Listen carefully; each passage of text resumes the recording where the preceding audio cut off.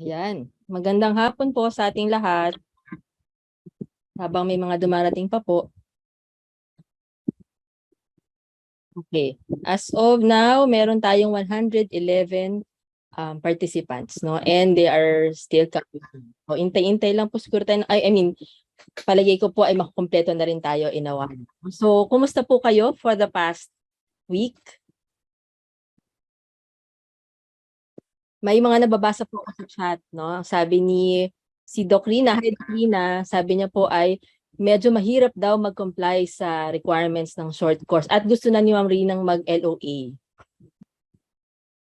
dun sa short course natin. Mamaya mapag-uusapan natin siguro yung iba pang mga requirements, ano? Okay, so meron na tayong 121 participants. Okay, so pwede na po siguro tayo magsimula, no? So muli po, good afternoon sa ating lahat. Welcome to the second synchronous session of our short course on blended learning. So gaya po ng tanong ko kanina, kumusta na po kayo after 1 week? So dun po sa nakalipas na week, alam ko po, some of us were able to access and work on the activities, the quizzes, share their experiences in the blended learning course in Canvas. But there are also some who have not yet finished some tasks. Alam ko po, marami pa po tayo dyan.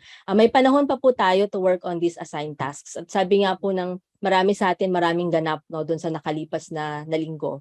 So, recap lang po tayo, brief recap lang po dun sa diniscuss ni Dr. Serrano last week, no. In-emphasize po ng ating resource speaker na importante ang shift ng mindset natin as faculty members.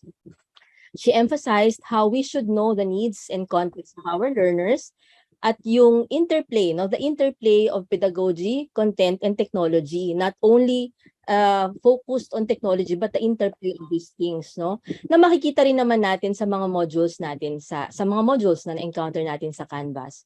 Now, if you have worked on the modules, no, in module 1, we were introduced with blended learning, the models on blended learning, the types of communication in BL, and the roles of teacher in a blended learning. While in module 2, it was on planning the course content. So analyzing our learners, reviewing the course objectives and outline, no, preparing contents of our modules. And then sa module 3 naman, it was more on preparing the learning resources, no? So we got to learn what resource-based learning is, no, together with the 5Ds framework o yung reuse of resources. We also learned about educational learning resources, the types of web-based learning resources. We also learned about open educational resources or yung OERs, and selecting and using online learning resources. While yung module 5 naman is on designing learning activities, di ba? So designing learning scaffolds, kumbaga. So the different modules provided us the opportunity to practice model 1 of blended learning dun sa ating OVPAA Memo 2022-88. So there were some readings, video recorded lectures from experts, no, discussion forums, quizzes, activities, reflections, no, peer reviews and other peer reviews on various activities, no. So na-experience na ba natin lahat ito mga to? So may chance pa din po tayo, no, may chance din tayo na mag-share ng experiences at saka magtanong, no, mag-ask ng questions. So for the past week, naranasan natin how to be students naman, no, in one way or another. So this afternoon, we will learn more from our person. Kasama po natin ulit si Dr. Joanne Serrano, Dean ng Faculty of Management and Development Studies of UP Open University. So last week, we learned a lot through her discussion, and I'm sure very interesting uli ang kanyang i-discuss sa atin this afternoon. She will be, I think, elaborating more on strategies for assessment, na alam ko po ay marami sa atin ay very much interested kasi marami ng questions on this last week pa lang, no? So, di ko na po papatagalin. I will now give the screen to our resource person, Dr. Joanne Serrano. Ma'am Joanne? Yeah, magandang hapon po sa inyo lahat. Naririnig po ba ako ng malinaw? Yan, okay. Kasi alam naman natin, umuulan. At pag umuulan, naapektuhan ng ating mga internet connection. Okay. So magandang hapon po. So may mga dumadating pa tayong participants. So pasok lang po kayo at later we will have more discussions after ng konting input ko. So magandang hapon po sa inyo lahat. Ma'am Sherry, thank you for the recap. Sir Edmond, good afternoon and good afternoon everyone.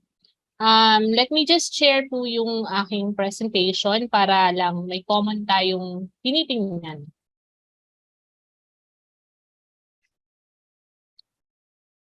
Ayan. Okay. Nakikita na po ba ng lahat? Okay. So I hope po ay hindi naman tayo masyadong inaantok. Considering na umuulan, nagulat ako na umuulan pala. Sana po wag kayong makatulog sa aking discussion this afternoon. Ano? So again, welcome to the second synchronous session of the short course on blended learning, and this is offered to you by the Center for Advancement of Teaching and Learning ng UP Los Baños. For this session, I will discuss some basic guidelines on designing learning activities and assessment, as Ma'am Sherry has said.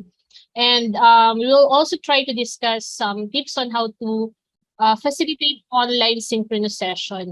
So ibabase ko po yung discussion ko based on some of the questions and issues and concerns posted on the course site. And also, hindi ko po ulitin yung mga content na sinasabi po sa ating modules 1 to 5, but I will be highlighting some of the important elements that would help address some of the issues raised on the course site.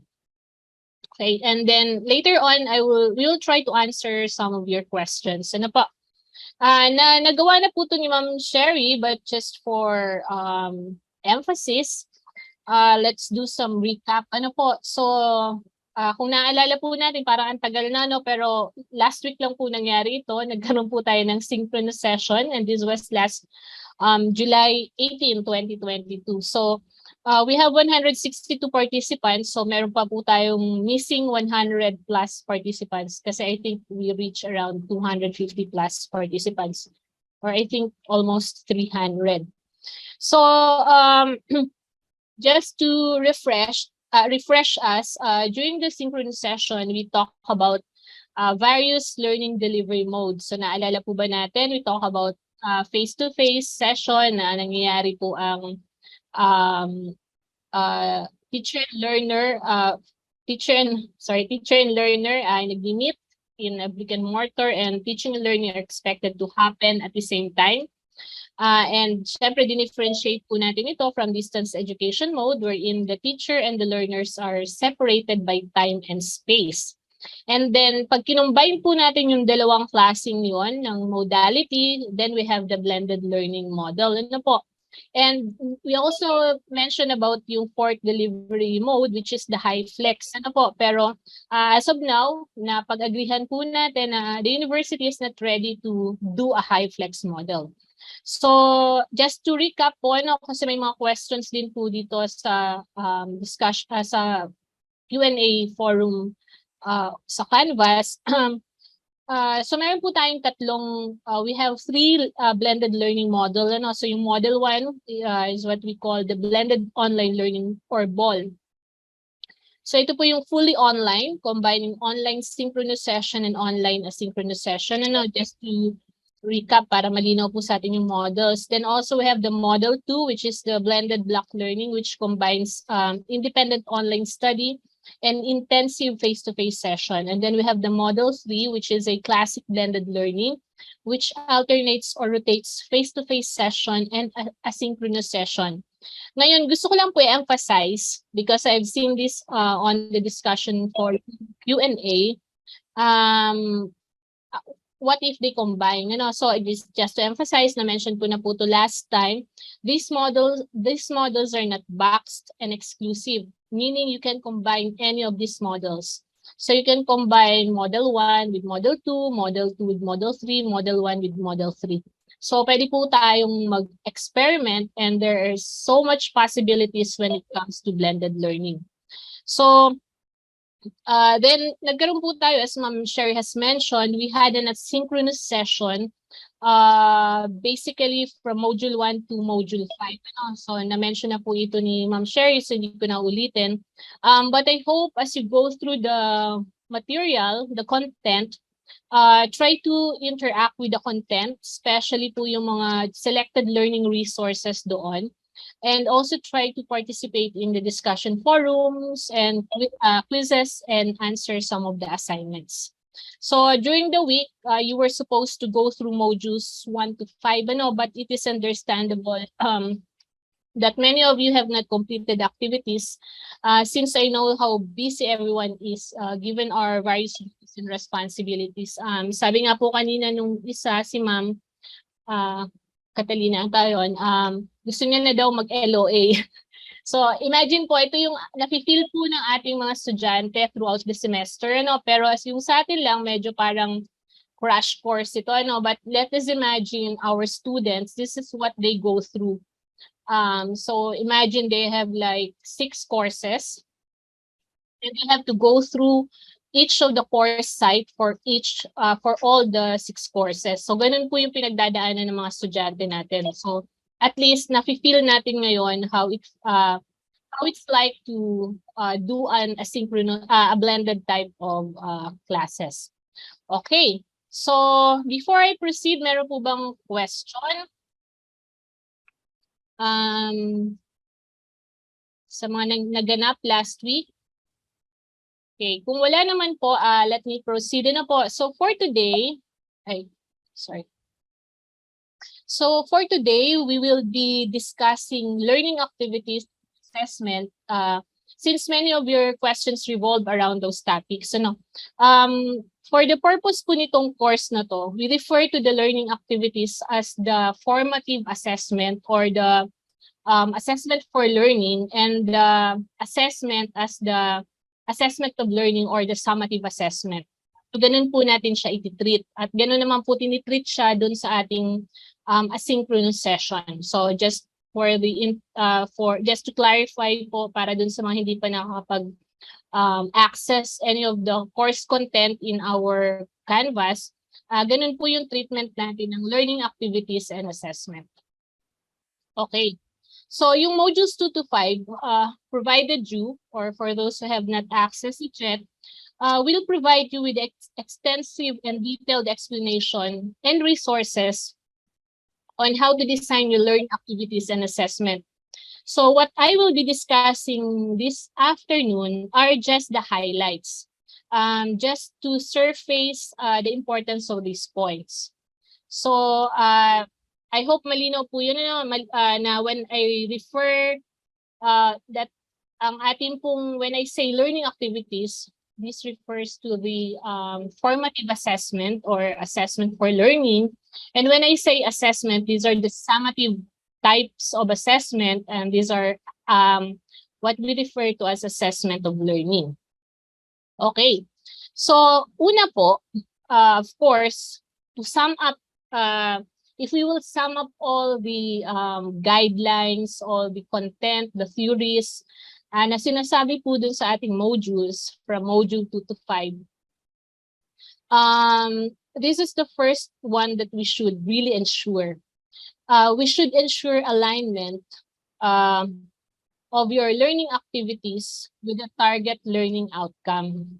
So, dapat po yung ating learning activities and our assessment must always be aligned with our target learning outcome. So, sometimes, ito po yung parang na experience natin, di ba? Meron tayong dinideliver natin yung content. Then, at the end of the course or the middle of the course, maggagawa tayo, magka-craft tayo ng assessment. Sometimes, masyado tayong focus on, trying to find ways na gusto nating ma-assess talaga kung may natutunan ba yung estudyante natin. And then sometimes nalilimutan natin na i-check kung ito bang ating mga learning activities and assessment strategies are actually aligned with our target learning outcomes. So when we talk of course alignment, this means that the learning outcomes or objectives, assessment, and activities all support one another. Ibig sabihin, they are interconnected. So paano po tayo i-guide nito? So babalikan natin lagi yung learning outcomes natin, and this is in module 2. So titingnan po natin lagi yung verb na ginagamit natin doon, ano? And those learning verbs, the verbs in the learning objectives or learning outcomes can actually guide the selection or development of assessments or learning activities that can measure how well students achieve the outcome and facilitate appropriate feedback. So if you will remember dun po sa ating module 2 and sa inyong mga practices na yan na rin, you always use Bloom's taxonomy in crafting your learning outcomes. So these verbs shall serve as the guiding points when selecting assessments. So ito po napaka-importante nito, ano?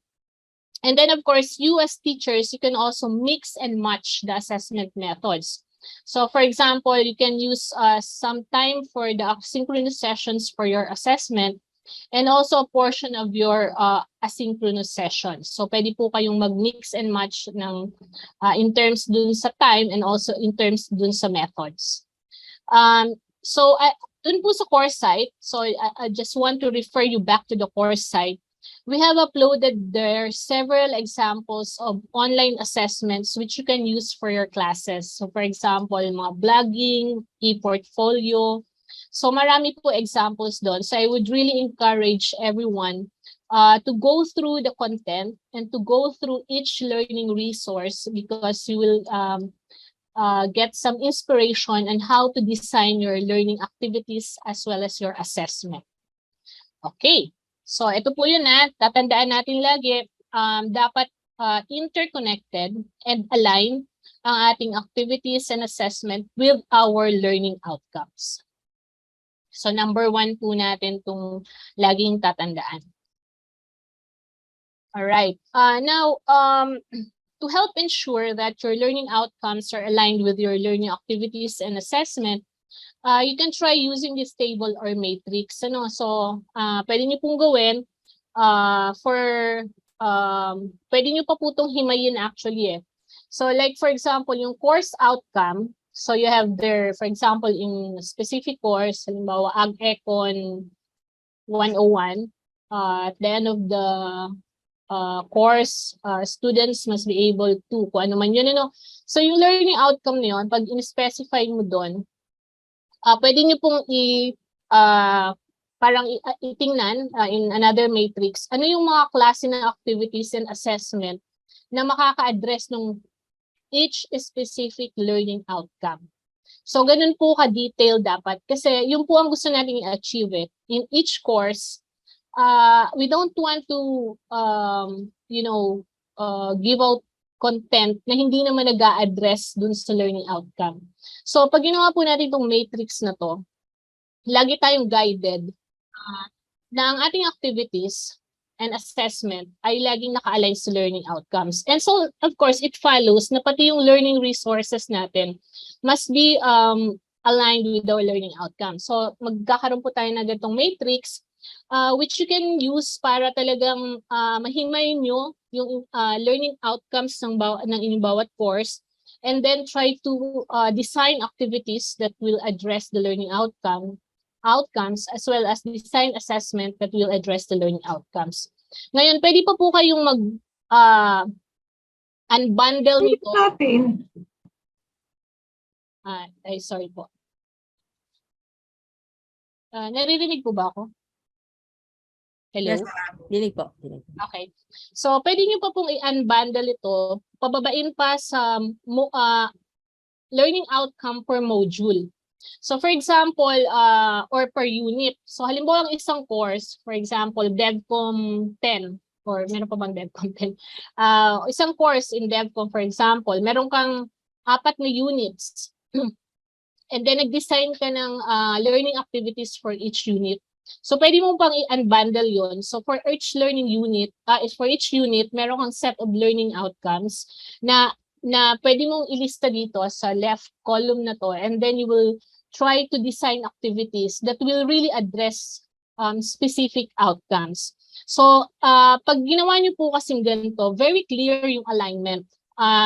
Hindi ka na lang parang nag-iisip sa utak mo, align kaya ito o hindi? Ito kayang activities ko na to will really address the learning outcomes. So dito, very clear po na the activities that you are designing, the assessment that you are planning or strategizing really addresses all the learning outcomes or set of learning outcomes. Depende po sa design ninyo sa inyong kurso. So yun po. So this can be, yung learning outcomes, this can be on the course level, or pwede dun up to the unit level or up to the module level. So kung ganun yung design ng inyong mga kurso. Okay? So, yeah. So tuloy po tayo.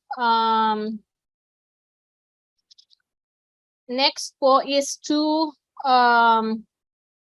next important guide is to provide clear guidance on how to do the activity or assessment. So, ang equivalent po nito ay activity or assignment guide or pack. So, why is it important? Kalimitan, yung mga estudyante natin, hindi nila alam kung ba natin sila ina-assess. So, sometimes they do not really prepare for it. So, hindi natin talaga na-assess kung naintindihan ba ng estudyante or talaga bang na-impart natin yung specific skill or competency na dapat nating na-impart sa kanila. So, if we will do this, sobrang detailed na activity or assignment guide or pack, alam ng estudyante kung bakit sila ina-assess or bakit sila bakit tayo nagkakandak ng specific learning activity. So, you should include there the tasks, what needs to be done, the procedure, how the tasks should be done, the resources, so what resources and tools will be are needed for that particular tasks. Who are the participants? So is it a group work? Is it an individual work, or other participants are involved? Assessment or evaluation, or how the performance will be evaluated. Ilang points ba ang naka-assign sa specific task na to, etc. So, tingnan po natin example, paano ba natin to? I'm not sure if ginagawa na po ninyo to, pero I think na-discuss ito in the past semesters when you were developing your course pack. So kasama kasi sa course pack natin ay yung mga detailed activity or assignment guide. So for example, ito gantong template, so you put for example the course, halimbawa DevCom XXX. And then you probably put a title of your specific activity or assignment if it's an assignment. So when I refer to the work, when I say assignment, hindi po ito yung parang take home lang So in the parlance of online and flexible learning, yung assignment kasi these are work which are submitted by students na kung saan ito yung i-grade ng mga student, ng mga teachers. So these are usually summative type of assignment. So it can be in a form of an essay, a project, portfolio, etc. So that's yun po yung gamit natin ng terminology yung assignment. Hindi po ito yung assignment na parang ginagawa ng mga estudyante tapos parang wala lang grade. So usually assignment, when I refer here, when I say the word assignment, I'm referring to summative types of assignment or assessment. So lalagay po natin, for example, the specific tasks. So we usually state the purpose of the assignment. So parang this particular assignment aims to, kung ano ba yung particular aim nung specific assignment na yon. What are the specific tasks that needs to be accomplished? So ililista po natin yung detailed tasks that the student need to accomplish. And then yung procedure, these are the step-by-step process how tasks should be done. So paano ba nila gagawin yung task na yun? Hindi ko po sinasabi na you will do the task, you will do the assignment for them. This is the detailed instruction what are expected of them. Kasi mahirap po yung you expect them to write a paper, for example, or write a paper on climate change. So you will get diverse submission, wide array of submission kasi napaka-vague ng instruction mo. Pero ikaw pala as a teacher, ang gusto mo pala, you want to receive a paper on how specific sector in our society can address climate change. So for example, paano makakatulong ang mga teachers in addressing climate change. Pero hindi mo yun dinitalye sa iyong instruction. So nung naka-receive ka ng submission from your students, nainis ka kasi ano ba to, napaka-broad naman ito, hindi to ang hinihingi ko. So, pero sino ba ang may problema doon? Was it the submission of your student or was it you as a teacher? So, pag tinignan natin doon, may gap yun, di ba? Yung mga estudyante natin, hindi naman sila makakapanghula kung ano ba yung specific submission or specific output na gusto mo from them unless you detail through a specific set of instructions kung ano ba talaga yung gusto mong ma-accomplish ng mga estudyante mo as these outputs addresses specific learning outcomes in your course. So dapat po yun yung malinaw na sinasabi kong procedure. So hindi ko po sinasabi na you will do the assignment for them, but the procedure should specify in detail what are the expectations from the students. In that way, yung mga estudyante mo, alam mo kung ano yung binibigay sa inyo, and para din magkaroon ng equal playing field. Kasi yung may mga estudyante magaling magsulat, so parang na-impress ka doon. Pero yung mga ibang estudyante na parang hindi pala magaling magsulat, pero hindi mo naman kasi dinitalye yung gusto mo.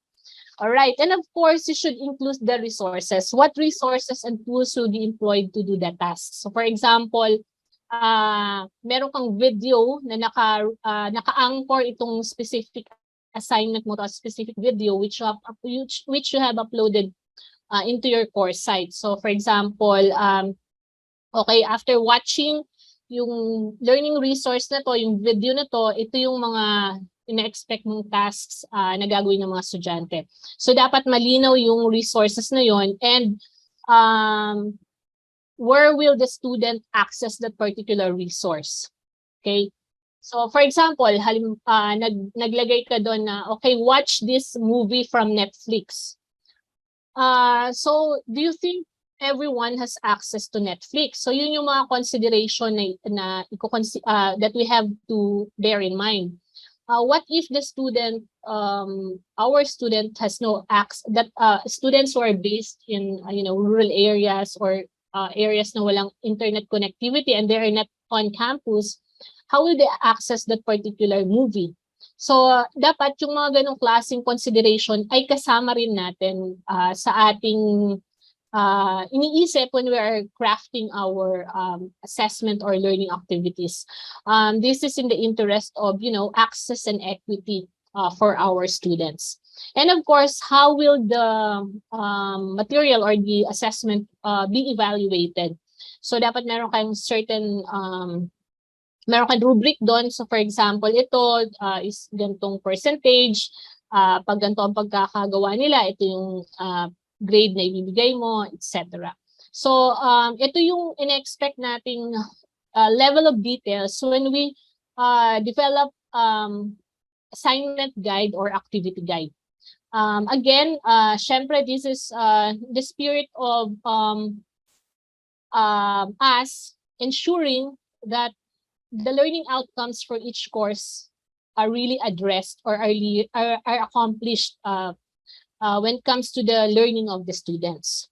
Okay, moving on, next guide is to ensure that you provide the students with the learning resources needed for the activity. So katulad na yung example ko dun sa movie on Netflix. So you have to really consider how students will be able to access certain learning materials or learning resources.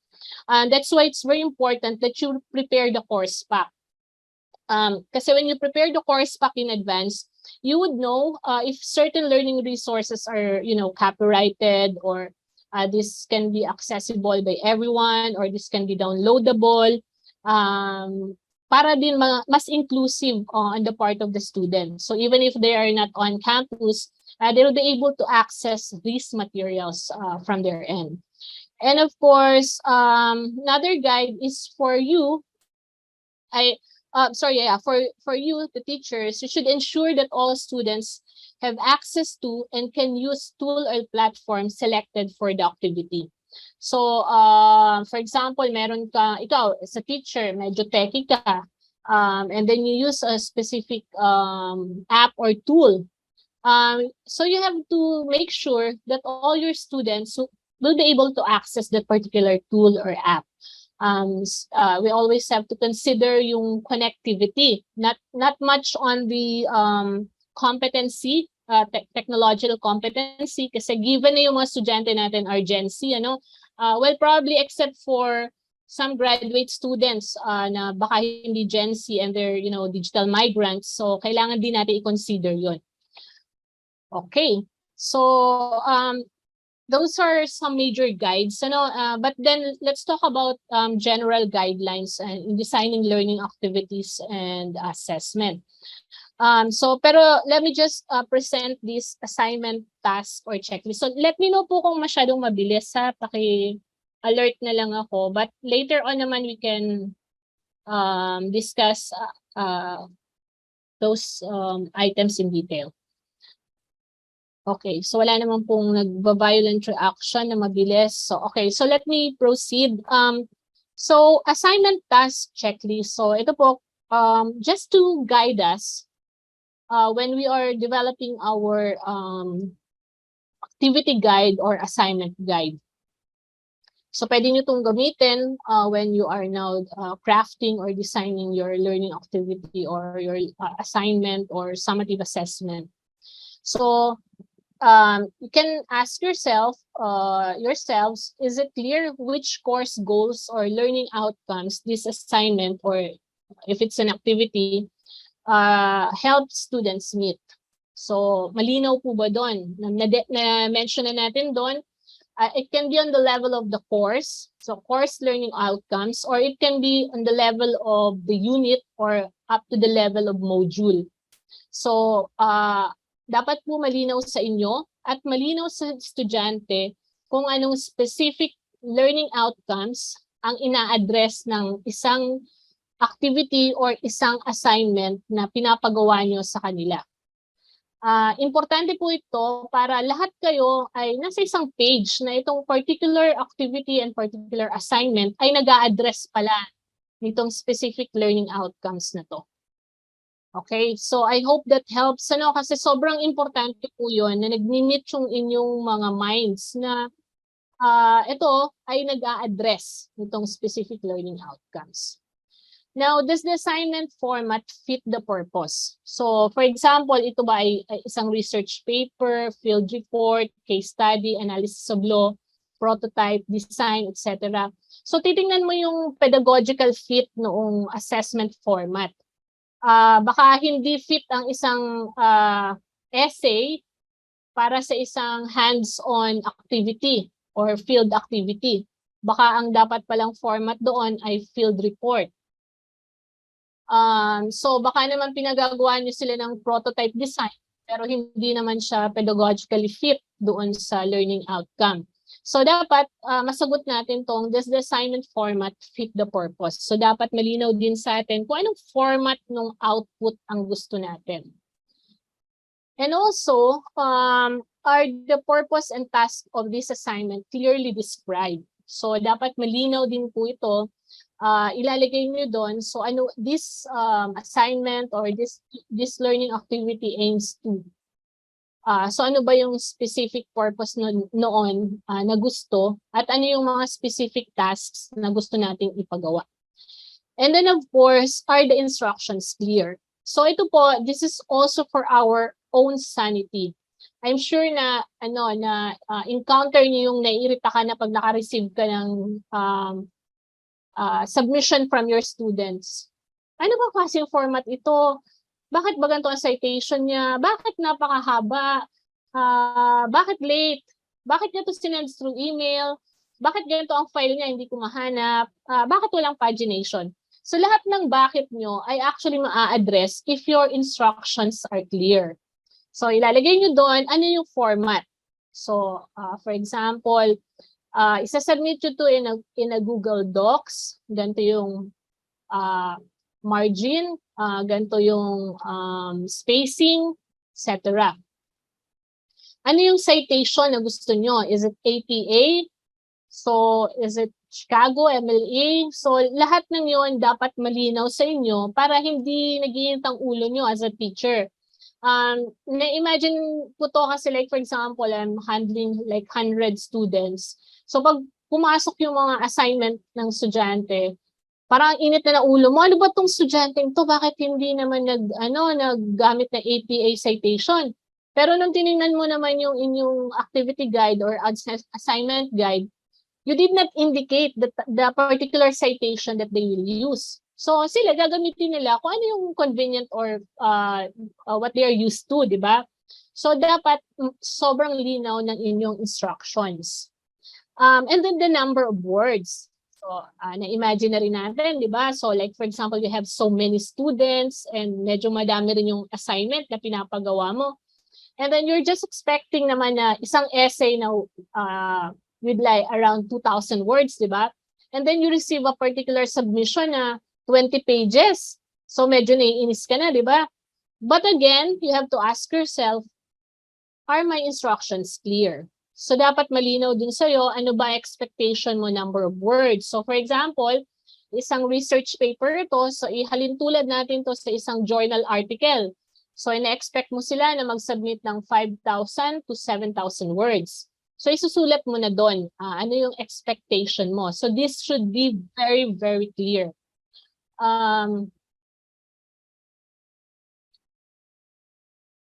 Okay. So later ko na po entertain yung comments and questions. And then of course, due date.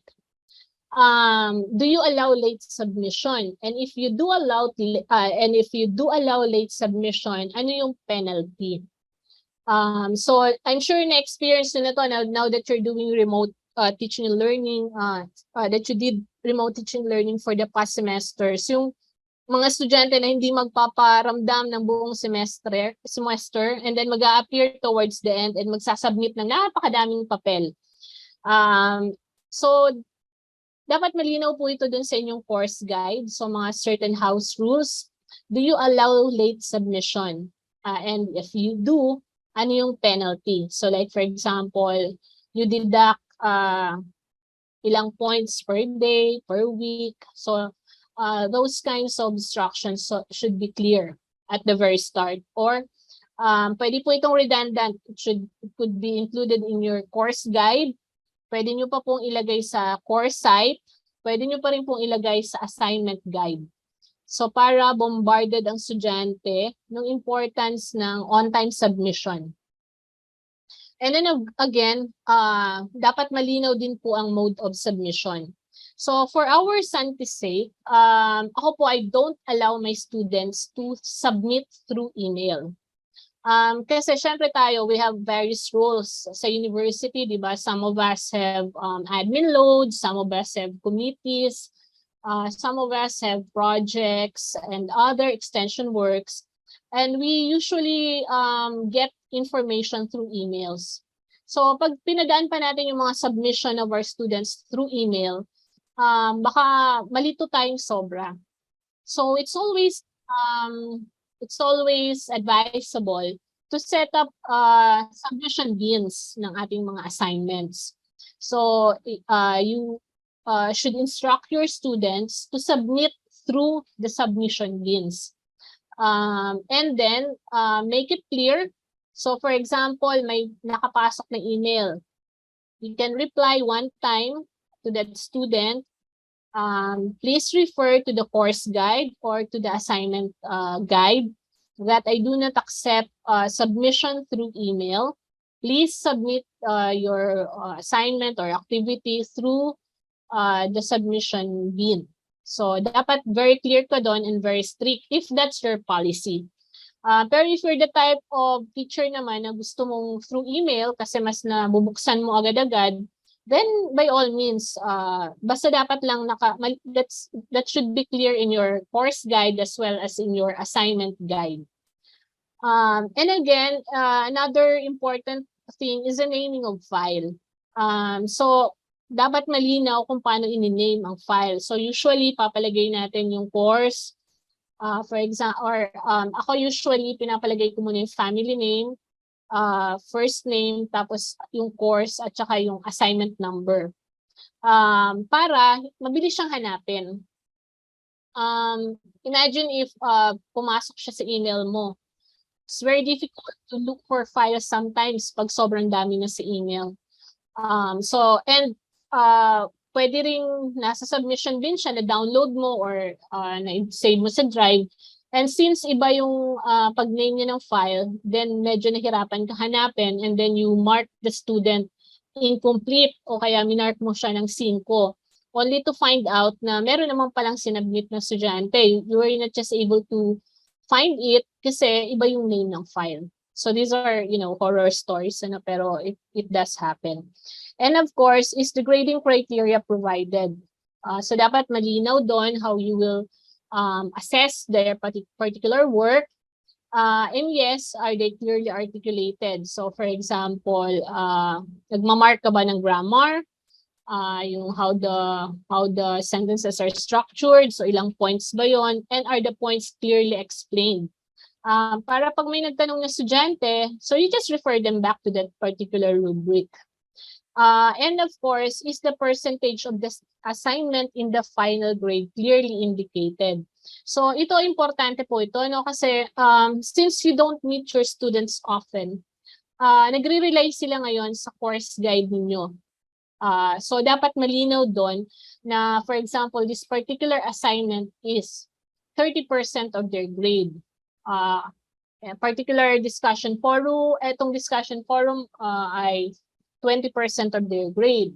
Ang final exam ay 30% of their grade. So yung mga ganung bagay po, those yung mga percentage na yon ay importanteng clearly indicated sa course guide para alam din ng estudyante kung ano yung pag-work kanila.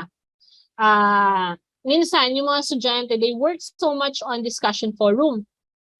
Tapos magrereklamo sila at the end of the semester, "Ma'am, bakit ang baba ng grade ko? Ang dami kong sagot sa discussion forum." Only to find out na yung discussion forum pala is just 20% of their grade and hindi sila masyado nag-work on the other assessment or learning activities na mas mataas yung percentage. So all these things should be clearly indicated and clearly discussed among your students. Okay. Right. Okay. So tuloy ko na po. Mamaya ko na lang po nating tingnan itong mga comments. Okay. So just general guidelines po when we are designing our activities and assessment. So una po, we have to practice inclusive instructional design. So ito po talaga ang parang trade-off when we're doing technology-enhanced learning. So a blended learning is a type of technology-enhanced learning. So we should practice inclusive instructional design by providing multiple formats and providing differentiated instruction. So differentiated instruction ensures that what a student learns, how he or she learns it, and how the student demonstrate what he or she has learned is a match for the student's readiness level, interests, and preferred mode of learning. Which brings us back dun po sa ating discussion last week at saka po dun sa inyong module 1, I think, on the need to analyze your learners. Now, differentiation can be on 2 different levels. So pwedeng administration level and the classroom level. So when we talk of administration level, this takes into consideration yung socioeconomic status, as well as gender of students. On the classroom level naman, differentiation revolves around content, processing, product, and effects. So on the content level, teachers adapt what they are teaching to meet the needs of the students. This can mean making content more challenging or simplified for students based on their level. So yung process of learning can be differentiated as well. So for example, teachers may choose to teach individually at a time. So for example, meron kang estudyante nakikita mo na parang nahihirapan on the foundational content. So hindi siya makasunod sa mass advanced content, then you would probably consider an individual time to that student, or assign problems to small groups, partners, or the whole group depending on the needs of the students. So by differentiating product, teachers decide how students will present what they have learned. So yung output nila, for example, gusto mong ipa-demonstrate or ipa-present sa estudyante mo. So this may take the form of videos, graphic organizers, photo presentations, writing and oral presentations. And always take place in a safe classroom environment where students feel respected and valued. So importante po, again, na-mention ko to last week, yung importance of a safe space for them. So dapat they feel respected and valued. And then of course, you develop independent learning skills by providing detailed guide. So actually po, yung pinag-usapan natin kaninang detailed guide, it's a form of assessment as learning. Kasi dinidevelop natin yung metacognition among the students. So by helping them, making it a habit for them to learn on their own how to address or how to accomplish certain tasks. Pero syempre minomodel natin ito by developing detailed guides for them. So hindi na sila mayat-maya nagtatanong kasi you're trying to develop among them independent learning skills. And then of course, we should be able to provide mentoring and feedback. And this is actually really a challenging area. Ako especially for us, kasi mainly ang distance education is asynchronous. So providing mentoring and feedback is really a challenge. So we should find creative ways on how to provide mentoring and feedback to our students, as well as foster learner engagement and interaction. So ito pong fostering learner engagement and interaction, when we talk of interaction, so it happens in various levels. So it can be our interaction with them. So these are the learner-teacher interaction.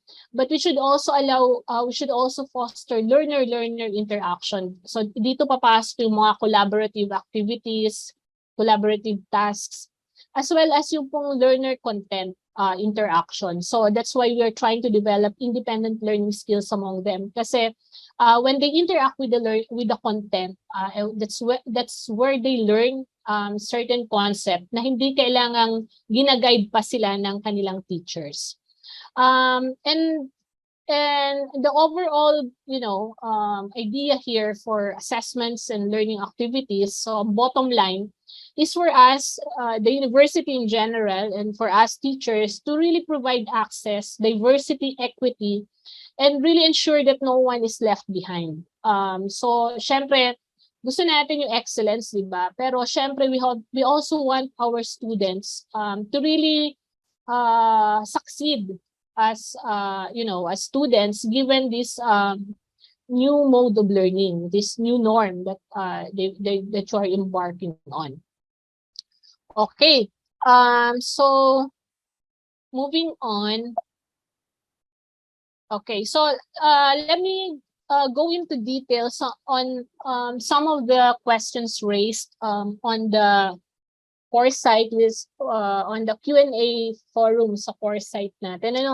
So meron yung question on authentic assessment. So ano daw po ba itong authentic assessment?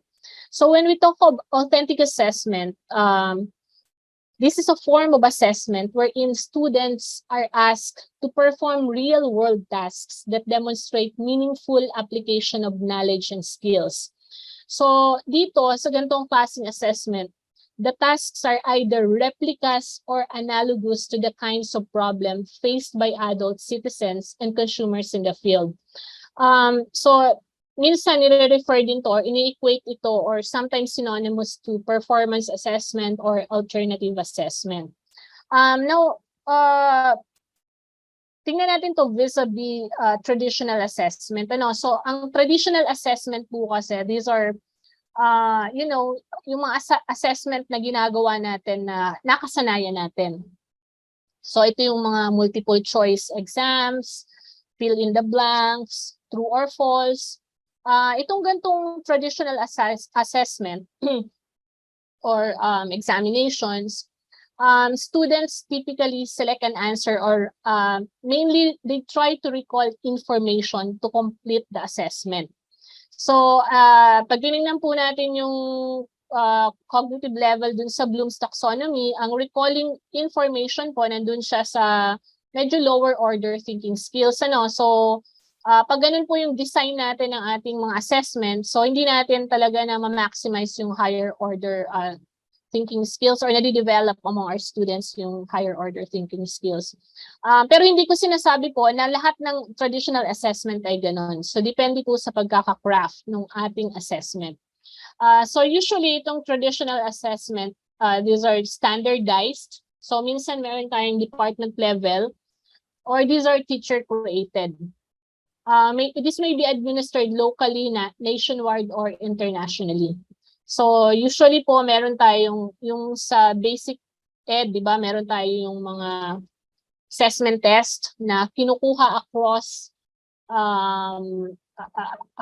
the entire Philippines, para-parehong grade level. So these are traditional assessment.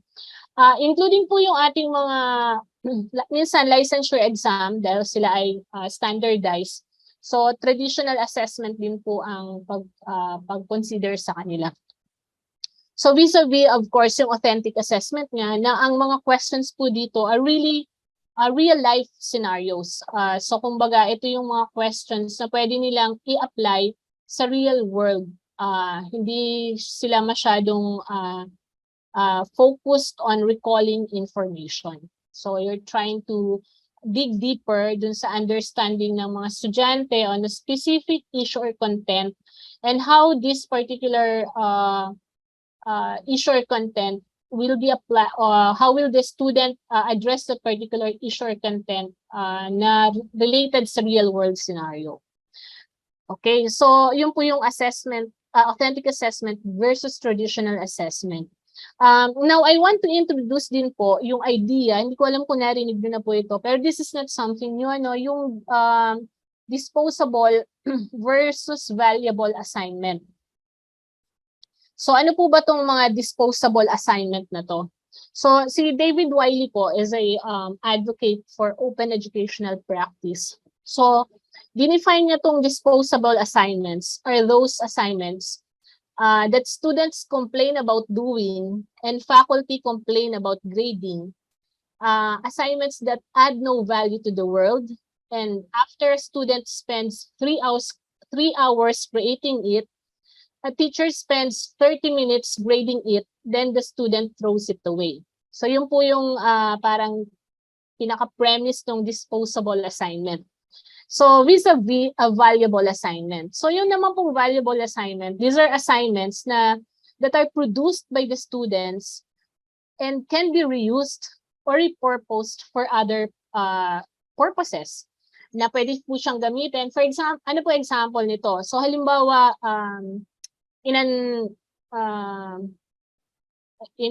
for example, in a human ecology, in settlement course, for example, you ask your students to develop a land use plan for a particular barangay. This particular assignment can be referred to as a valuable assignment. Kasi after that particular task, yung output na yon will actually be used by that particular barangay. And another barangay can repurpose that particular assignment to their barangay. So ito po yung idea ng disposable versus valuable assignment. So if we're crafting or designing our learning activities and assignment or assessment, it would really be ideal for us to design valuable assignment.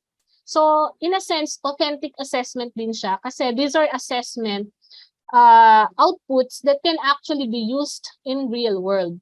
So hindi lang siya good to read, good to grade, but they can actually be used by real communities. So pwede talaga siyang magamit.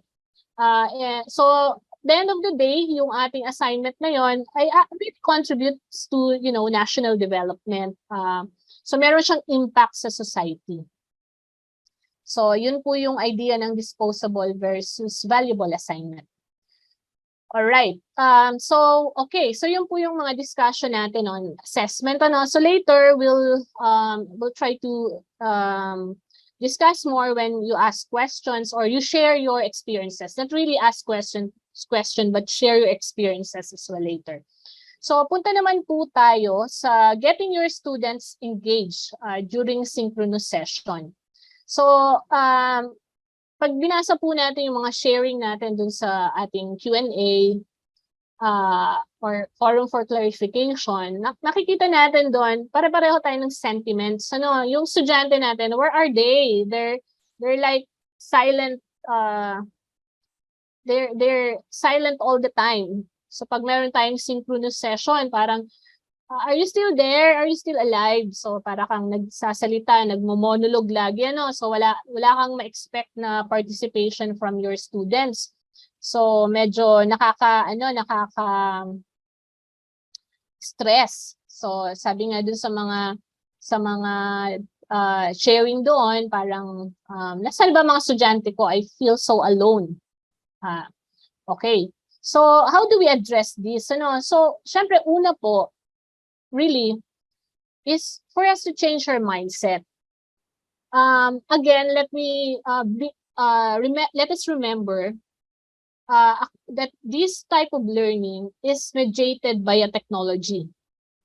And hindi po lahat ng estudyante would, interact the same way or, engage the same way pag merong technology. And we have to remember that this is a formal classroom. So iba ang magiging interaction ng mga estudyante natin. Iba ang kanilang magiging reaction sa gantong setting. So first, we must change our mindset. We should not expect all students to be actively participating. So ito po talaga ang trade-off ng isang technology-mediated form of communication. Technology ay nagme-mediate sa atin. So somehow, meron ditong gap. So kailangan nating mag-adjust sa gantong klaseng setup. So how do we adjust? First, we really need to change our mindset. So pagpasok natin, huwag natin expect na pare-pareho ang level of engagement ng mga estudyante. Nag-iiba-iba rin po siya, hindi siya talaga depende sa course, depende siya sa set of students. May mga estudyanteng talagang aktibo, may mga estudyante naman napakatahimik. So again, we have to consider that our learners are diverse. So kailangan natin i-accept ito. So this is by changing our mindset na our students are diverse, technology-mediated communication is different from the traditional face-to-face interaction. So kailangan natin itong itanggapin or tanggapin bilang mga teachers in a blended learning type of delivery mode. And then second, you really have to prepare for the synchronous session. So siguro nabigla kasi ang lahat kasi during the remote teaching and learning, we came from a traditional brick and mortar type of setting. The teacher goes to a classroom and then, deliver his or her thing there and then ask students to participate. So ito, madali po yung gawin kasi meron kang direct engagement with the students. So meron kayong direct contact sa mata, lahat ay direct. Pero dito po sa technology mediated, hindi po natin pwedeng gawin na gano'n. Napapasok ka lang and then you would expect your students to engage or interact when you ask them questions. Nangyayari naman po ito, di ba? Kahit hindi naman among our students, even in webinars, kahit mga professionals yung kausap natin, talagang nagkakaroon ng gap or pause kasi nag-iisip pa yung mga participants on how they would react or respond to a particular question. And titingnan niya rin yung ecosystem parang sasagot kaya sila, okay na kaya sumagot ako? Ano kaya ang isipin nila pag ako ang naunang sumagot? So those are things that we have to consider. So so how do we address this nga? No? So we have to prepare for the synchronous session. So how do you prepare for it? So kailangan natin i-hype na meron tayong required synchronous class session if that's how we would like to frame it. So ilalagay mo yan sa course guide dun sa ating schedule. Nakita nyo naman po yung example ng course guide natin, di ba? Meron dong detailed detailed instruction kung kailan ang synchronous session. So dapat naka-clearly state po siya doon sa course guide, sa Canvas course site. Pwede ka rin pong magawa ng PubMat or kaya i-calendar. So kumbaga parang lahat ng yon ay nakapublicize ang iyong synchronous class session. Para ma-ensure na lahat ng estudyante ay alam nila na yung synchronous class session mo ay required. And then you provide students with detailed directions on how to join your synchronous session and what are your expectations from them. So isusulat mo ito, again, it can be in your course guide, in your course site, or in another form of announcement. Katulad ng ginagawa ni Sir Edmond, meron siyang reminder na pinapadala. Everyone,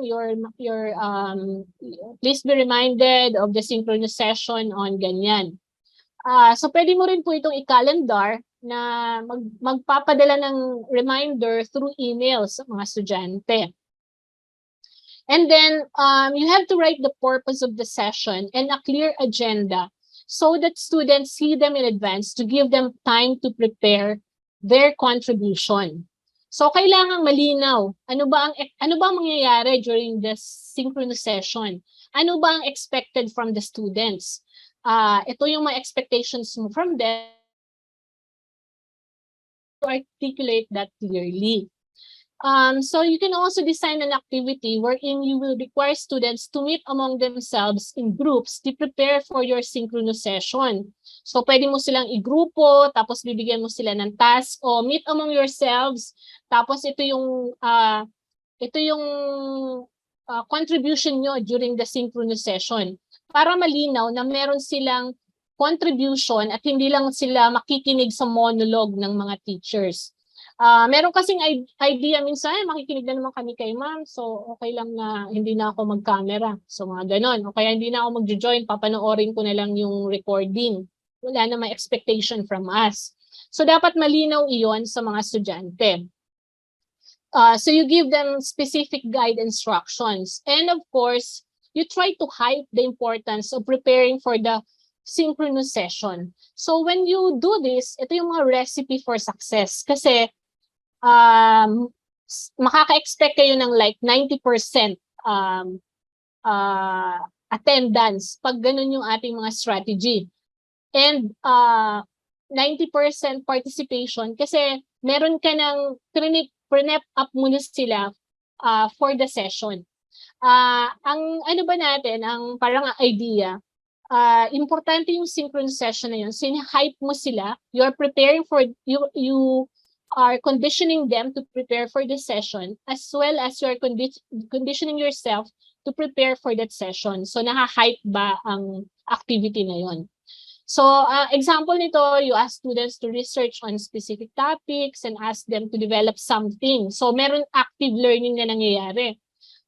Kasi this is versus yung passive learning na pag ang idea lang ng estudyante, papasok na naman kami sa synchronous session tapos makikinig lang naman kami, makakatulog lang ako doon. O kaya magtatawag si ma'am, nakakatakot, hindi pa naman ako nakapag-prepare. So that's why you have to prepare them for the session. Okay? And then this set of guidelines are adapted from South University. So meron silang mga suggestion doon. You conduct participation polls.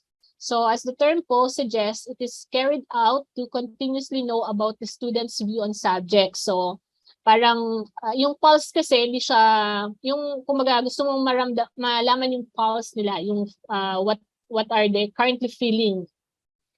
So throughout the session, pwedeng randomly kang magpaganto, and you can ask them to respond non-verbally. So pwedeng mga icons, etc. And you can randomly call students to explain their choices. Bakit ka nag-smiley face? Bakit thinking face? Bakit coffee? Etc. And then pag may pause, it's okay to pause in your synchronous sessions to give students time to think and answer.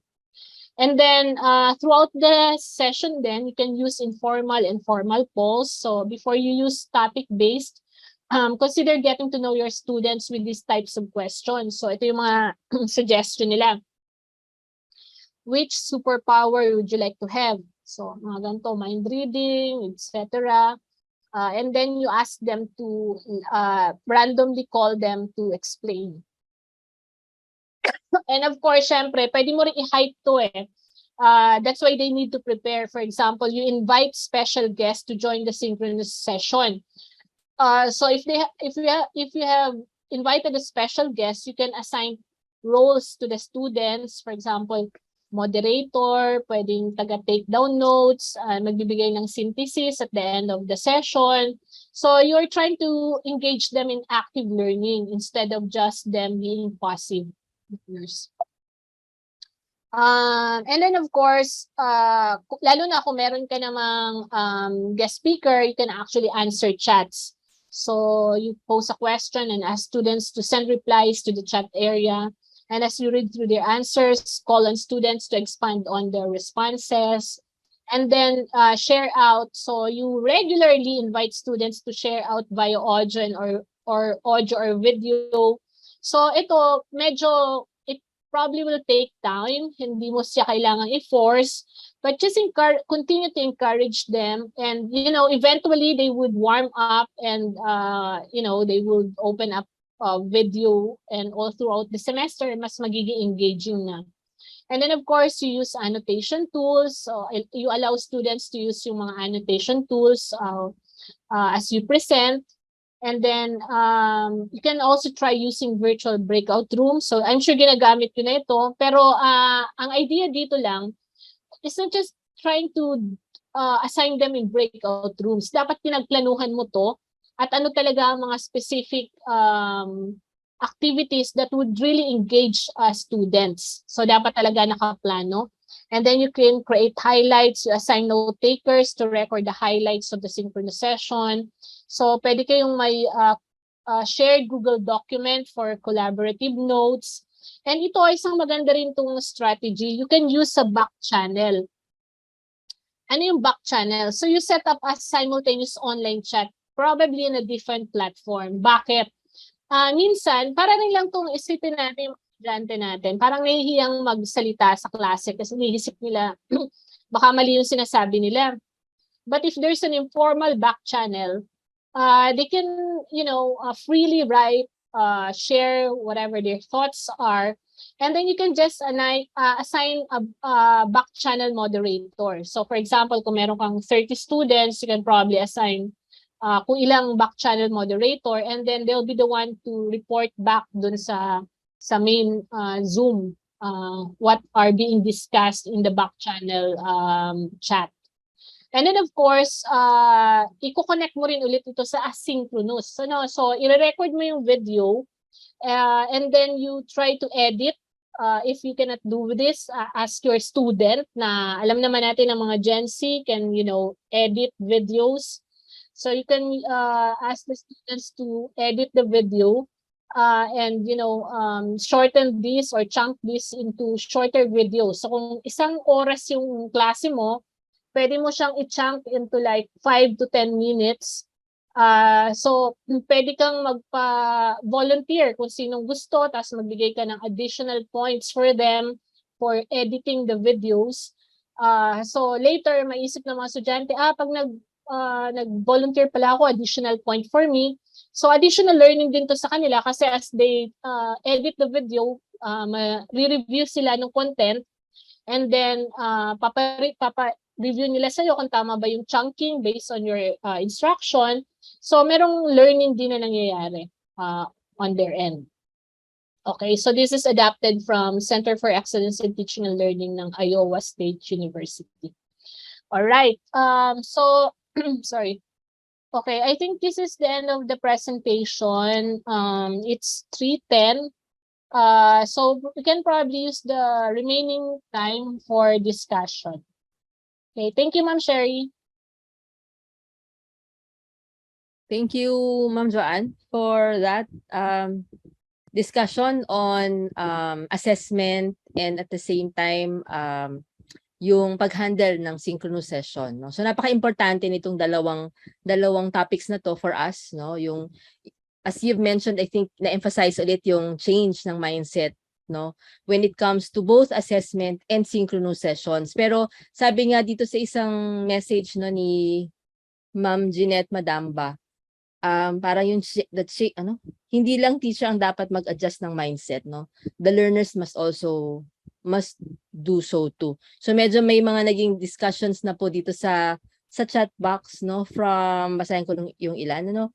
Sabi po ni Sir Winnie, despite what Ma'am Joanne said about the idiosyncratic characteristics of learners, keeping the video camera off becomes the norm even if the internet connectivity is not a problem, no. So minsan ang sinasabi dito is that they just make yung internet connection as an excuse, no, for them not to turn on their cameras, no. So may mga ganun pong concerns. So may mga ilan po nag-agree doon sa statement ni Sir Winnie, no. And then yun ma'am, yun yung regarding opening ng camera during synchronous sessions. May comment po ba kayo doon, ma'am? Yeah, oo. So again, as na-mention ko, this really should not be forced out, kasi I do understand na it's nice to see a video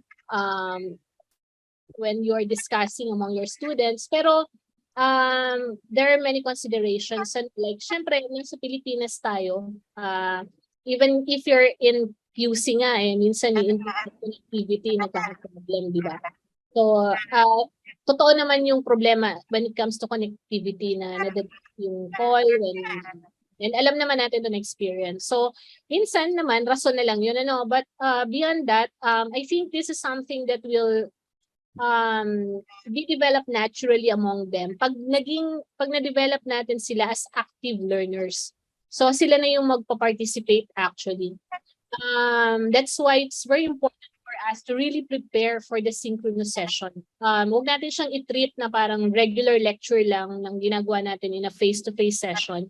Kasi iba talaga yung setup ng isang technology-mediated and technology-enhanced learning session. This is something that we need to get used to. And I do agree, kailangan din natin ng change of mindset ng mga estudyante. And we can actually do that, siguro sa CATEL na rin, this is something that probably can think of, how to develop among the students yung how to be self-directed learners, independent mindset. And this is something that you need to develop among them. Kasi remember, our students are really used to the brick and mortar setting.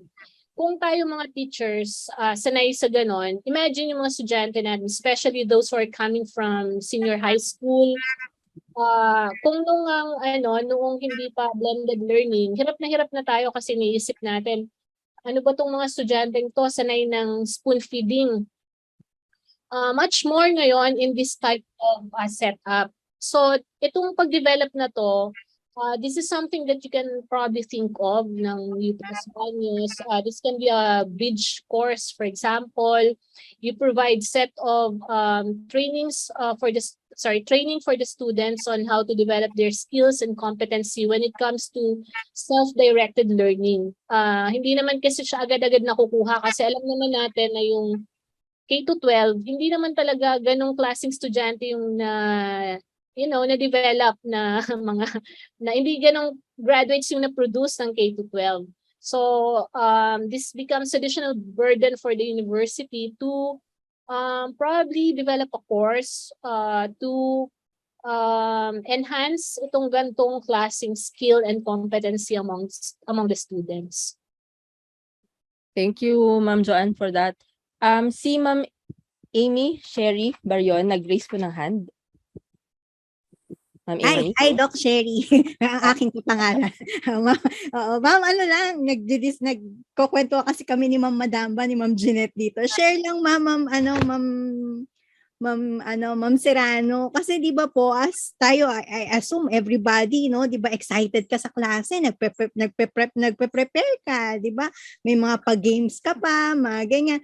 Tapos yun nga, ma'am, ano nga dito si Ma'am Del Barrio, yun nga yung tanong kung meron na bang memo regarding attendance. Kasi nga 'di ba, naawa ako dun sa lagi na lang nagpa-participate kasi 7 AM yung klase ko, isang oras na nga lang, i-inject ko pa yung game para, di ba, cut off yung discussion. Ang papasok lang among 26 of my students sa lecture, madami na yung 5, madami na yung 6, palakpak na ako pag 10 yung pumasok sa early in the morning. Yung ganun ba, ma'am? So parang inaano ko naman, minsan nakaka-demotivating for teachers kasi naghanda ka, nag-prepare. So minsan at the end of the semester, hindi na nga ako, kahit ako nade-demotivate na mag-effort pa kasi ilan lang ang papasok. Yung ganun ba, kahit anong pilit mo na gusto mo nga pasayahin yung klase, yung in terms of attendance, yun yung problema, ma'am. Okay naman na off camera kasi nananawag ka naman di ba? Parang ganun. Basta mag-respond sila, mag-thumbs up sila, mag-heart. Pero minsan pinapa-open ko rin, no? Ang sa akin, ma'am, just to share, no? Pinapa-open ko yung camera at the start at saka end. Yung middle, pwede ka kung off yung camera para nga makasave ng bandwidth. Pero yung sa start, pinapa-open ko para I can see them, hi and hello, asking kung may tanong regarding do sa modules or yung mga past exercises, past lecture, and then pinapa-off ko na at the middle pag ako na yung nagle-lecture, and then at the end, before we close and yung class, pinapa-open ko ulit para makita ko naman yung mga mukha nila, yung mga expressions nila.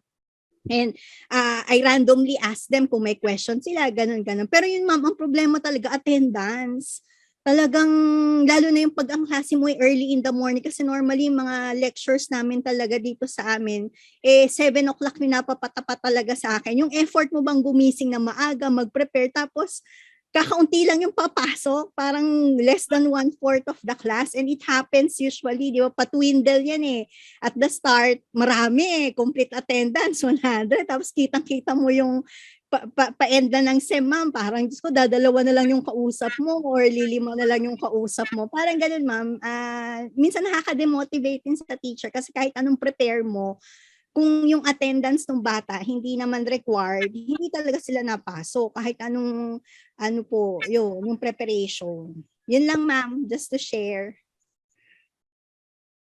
Actually, na-summarize niyo yung Ma'am Amy, Ma'am Katukayo, Ma'am Sherry, yung discussion nila ni Ma'am Jeanette Madamba, no, doon sa discussions. Actually, malaking issue yung attendance, and I think many of us could relate doon sa sinasabi ni Ma'am Sherry na talagang ang problema sa start madami, tapos towards the end wala na, no. So yun nga, tama kayo, minsan parang ano bang gagawin? Kasi may ibang minsan nagpe-prepare ka ng activities and yet you become demotivated because of poor attendance ng students. So parang it all boils down to attendance. Ma'am Joanne, may sasabihin ka po. Ay, Ma'am Sherry, so hindi ko po kayang sagutan yung attendance, pero babalikan ko lang po yung discussion ko kanina on when I say po yung preparing, I'm sure nag-prepare talaga ang teachers, definitely. So siguro po isama natin sa yung preparation prior to the synchronous session. Yung na-share ko kaninang you create activities prior to the session that you are assigning certain roles to the students. So katulad po na nasabi ko kanina, minsan kasi dahil lecture siya, So it becomes a passive type of learning.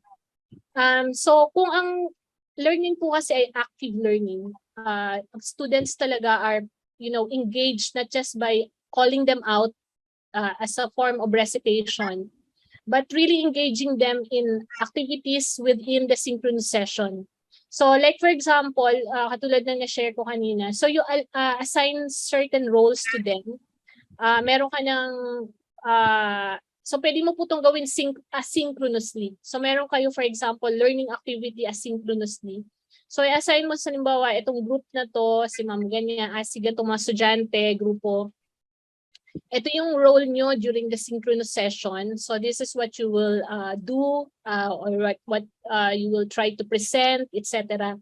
So what I'm trying to say po is dahil active learning siya, kasama yung estudyante sa pagpa-plan out ng session.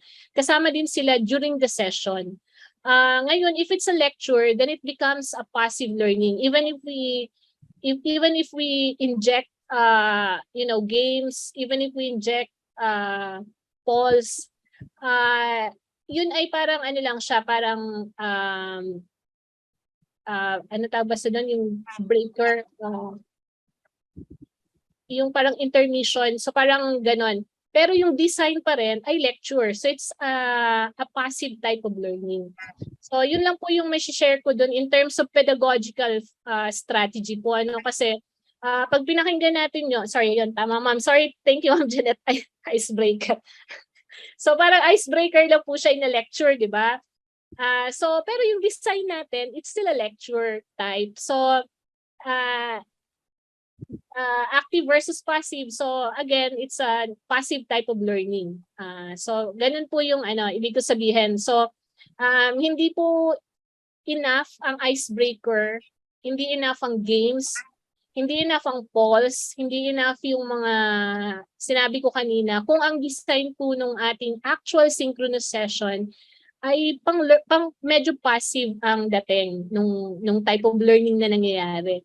So gusto kong emphasize po yung sinabi ko kanina, yung preparation, not just on the part of the teacher, but kasama sa pag-prep yung estudyante. So ano yung role nila during the actual synchronous session? So yun lang po yung ma-share ko doon sa ganung aspeto.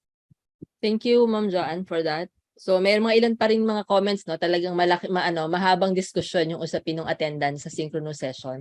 Akala ko yung assessment yung maraming tanong, pero mas marami palang concerns on synchronous sessions, no? But sabi nga po ng iba, sabi ni Ma'am Nailin Villa, mga students na lang mismo ang i-assign natin na magpa-games or icebreaker, no? So, parang isa dun sa mga sinasuggest niya. Tapos si Sir meron sinabi kanina, si Sir Gian Garma, sabi niya informal questions, nagbibigay daw siya ng mga informal questions like check-in questions, no? They are fun. Lumalabas ang pagiging witty ng mga students. So there's a book called The Check-in Playbook by Habi Education Labs where I select a random page for the check-in questions of the day. So iba-ibang strategies, no, on how to be able to get the attention and get the participation of students, no, during synchronous sessions. Sabi naman ni Sir Edmond, for everyone, we will note po itong mga concerns natin patungkol sa attendance and will forward po sa OVCAA and to the system committee on teaching and learning para ma-address ito. I think all CUs po ay may similar na concerns, no? So thank you po, Sir Edmond, for taking note of this malaking issue po sa aming mga faculty members. Okay, baka meron pa pong ibang questions. Ma'am Joanne, I think may mga question ba sa'yo kanina?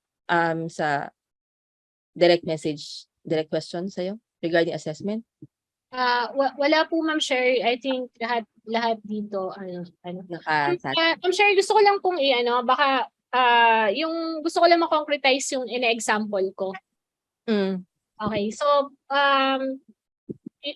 so pag dinesign po kasi natin ng course na like hindi ko po alam kasi kung required ang every week na lecture, no? So or every required po ba yon sa atin sa residential? So I'm not sure, but even if it's required, so what I'm trying to say po, so dun sa design po natin, mag-create na po tayo ng learning activities na naka-connecta dun sa synchronous session.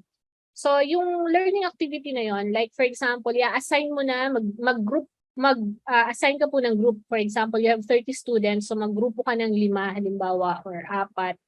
Tapos bibigyan mo na sila ng specific role doon sa actual synchronous session. So pwede po yung example ni Ma'am Villa kanina, pwedeng ang isang grupo sila ang assign ng games or icebreaker. Ang isang grupo ang assign ay moderator. Yung isang grupo ay assign mag-isip ng problem. Yung isang grupo ay assign mag-isip ng solution. And then, yun po yung active learning na sinasabi ko. So pagdating po dun sa klase, ang teacher, meron siyang input, pero may input din po yung estudyante. So, the actual learning session, the synchronous session, actually really becomes a facilitation session. So, yun po talaga yung idea ng learner-centeredness instead of us really providing input. Kasi po yung lecture po actually natin, pwede na po natin siyang i-record. At yun po ang ma-access nila sa ating course site. Tapos, pwede nyo pong i-build around dun sa mga recorded learning resources ninyo ang actual assessment. So, hindi naman po nakatahi yun dun sa actual synchronous session ninyo. So, yung synchronous session po, kailangan natin siya i-design na maging active talaga ang learning. Kasi kahit naman po sa literature, talaga pong pag-lecture ang ginawa natin sa isang online session, students would tend to not participate. So kahit pa po natin sila like mag-out ng memo ang OVCA na required. So nandiyan lang po sila. So parang they can be there, 30 students na nandyan, nakikinig sa inyo, pero wala pa ring assurance po na they would participate or that they would have learned kung ano yung gusto nating matutunan nila. So yun lang po yung idea ng active learning na sinasabi ko. Thank you, Ma'am Joanne. So, sana unti-unti din namin talagang ma-integrate. Siguro nandun, sabi mo nga kanina, yung change ng mindset, napaka-importante din kasi sa amin.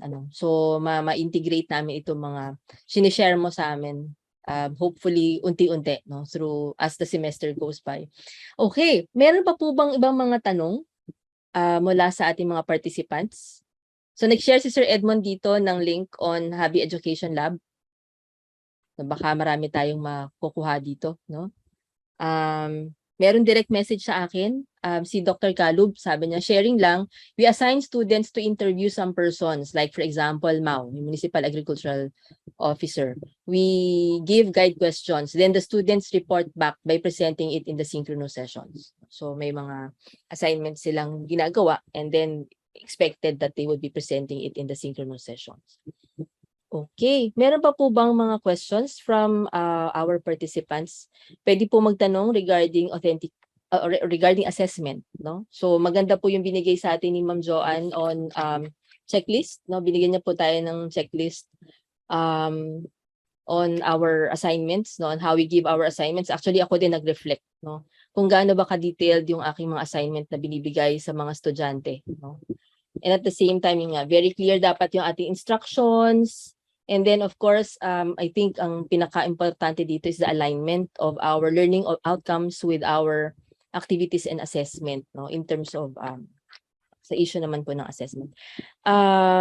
Meron po bang tanong yung iba nating mga kasama? Alam ko po last week marami mga interested, may mga nag-raise na po ng questions on assessment. No? Si Ma'am Joyce, Graho, nag-raise po ng hand, ma'am. Hello po, magandang hapon po. May curious question po ako.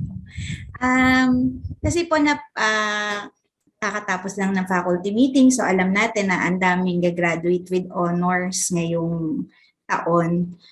Curious lang po ako, kung natural po ba na tumataas talaga ang grade ng estudyante during the remote learning or kung hindi man, ano po kayang nagawa namin faculty na nag-contribute sa ganitong parang phenomenon or whatever. Ayun po. Para lang if ever ma-balance out po namin. Ayun, yung kaganapan. Salamat po. Mahirap pong sagot yun, Ma'am Joyce. Ay, mahirap na tanong, Ma'am Joyce, kung tumataas ba pag remote learn. Siguro i-share ko lang po sa OU. Maunti-maunti lang po ang Latin honors namin. And we've been doing distance ed for, kailan lang ba parang recently lang po yung bachelor's namin, mga a few years back. Pero hindi po ganun kadami yung Latin honors. So hindi po siya phenomenon na dahil nag-remote teaching and learning, tataas ang mga Latin honors. So kasi in our case, hindi naman po ganun. But siguro po, ang pwede ko na lang pong i-share really is on assessment. Kasi yung assessment po kasi, importante po yun kasi gusto nating malaman kung yung ating bang mga estudyante ay talagang may natutunan kaya sila, talagang may natutunan na ganong level kaya sila honors or Latin honors. So siguro po, it's high time for us to review how we do our assessment. Kasi kung ang assessment po natin yung standardized na test, again, recall po yun. Tapos hindi natin alam kung kayo nagdududa sa integrity ng exam, for example, dahil online siya. So yun po, medyo questionable yun.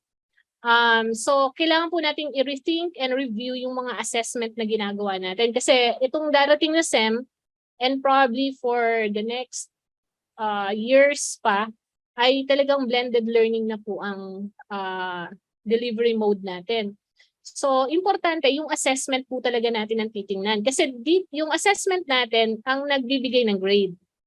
So, kung ang assessment natin, nakita natin, nagpa-online exam tayo, 100% lahat, tapos kayo mismo as teacher, nagduda dun sa integrity, so may questionable po dun sa aspetong yun. So ako po, pwede nating tingnan siguro paano tayo nag-assess sa estudyante. So pwede nating tingnan yung mga authentic assessment na na-share ko. At saka po yung valuable assessment. Kasi yung ganong klaseng assessment po, hindi siya nakokopya, hindi siya nag-google, hindi siya downloadable kasi sobrang context-based po yun. So, pwede po kayong mag-create ng mga scenario na pwede nilang i-apply sa actual field or real world. Yung example po ni Ma'am Bess, maganda pong authentic assessment yun and I'm sure ginagawa po yung lahat. So, pwede pong mag-interview for example ng MAU. Pero ano po yung i-interviewin? Yun ang yun ang importante. Ano ang contribution nung kanila pong ginawa dun sa learning outcome at ano yung actual contribution nito for example sa society. So, kung nakapag-interview po sila sa MAU, ano po yung output na yon? Will it be a disposable assignment or will it be a valuable assignment? Yung assignment po ba na yon ay kinopya lang nila, dinownload lang from Google, pero kita naman natin na maganda yung pagkakasulat, pero kayo sa tingin nyo parang may tumulong ba dito?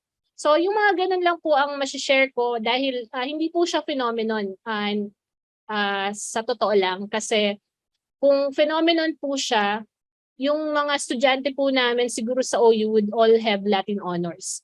Sa amin po parang in a given council parang may 3, minsan wala pa na nagkakaroon ng Latin honors. So hindi po siya phenomenon, just to answer yung tanong ni Ma'am kanina. Thank you, Ma'am Joanne. Mainit-init pa kasi yung usapin ng Latin honors kasi kakatapos na ng UC meeting namin kaninang umaga. No, that's why. Okay, meron pa po bang questions? May tanong si Sir Christian, although tungkol to sa model, no? Ma'am, good afternoon po. Saang model po kaya papasok ang purely, wala ako, bilis pa ng tumakbo. Purely online lectures and other activities, then face-to-face assessments like exams, exercises, etc. if allowed po ito? Pwede po siya dun sa model 3. So, I think, hindi ko lang po sure kung allowed po yun. So, siguro kailangan nyo i-clarify sa inyong DCAA kung allowed yung ang face-to-face nyo lang ay assessment or final exam. So, siguro po kailangan i-clarify yung mga nuances na ganito. Kasi baka may certain expectation na ang isang teacher ay kailangan mag-conduct ng synchronous learning session aside from assessment. So, pero technically, pwede po siyang mag-fall under sa Model 3. Okay, thank you po. Actually, sinusugan ni Ma'am Bess naman yung kanyang sagot kanina, no? So with what our students do, with that our students do the talking and we, the faculty and other students listen and ask questions. Wala choice ang students na di sila magsalita. We do this by individual and by groups. No? Parang dagdag lang, reinforcement dun sa shinare niya kanina. Tapos si Ma'am Jeanette, Yes, Ma'am Sherry. Thank you so much. No, actually, gusto ko lang mag-comment lang. Napansin ko kasi ako very sensitive kasi ako. I try to compare kasi yung performances kasi na estudyante noong talagang face-to-face at saka itong remote learning. Of course, there are two different sets talaga of learners, no? Kasi iba talaga yung setting talaga, no? But then I've learned how to adapt and to change parang in accordance with that, no? So usually ang ginagawa ko at the start of the class, kasi kumbaga naka-layout na talaga kung ano yung gagawin ng mga estudyante at saka during each class, naka-layout na talaga kung ano yung gagawin. Even during asynchronous, parang ganun-ganun. No? But every time na mag-meet kami, I always emphasize sa kanila na importante talaga, nandun talaga sila. Kasi sabi ko, yun yung chance nila talaga magtanong ng questions. And so therefore, posible dun sa susunod naming synchronous na session, maggagawa ko ng adjustments. So usually, parang I try to see kasi, pero I tend to see nga lang na talagang yun nga meron mga iba talagang mahilig talaga participate as in 100%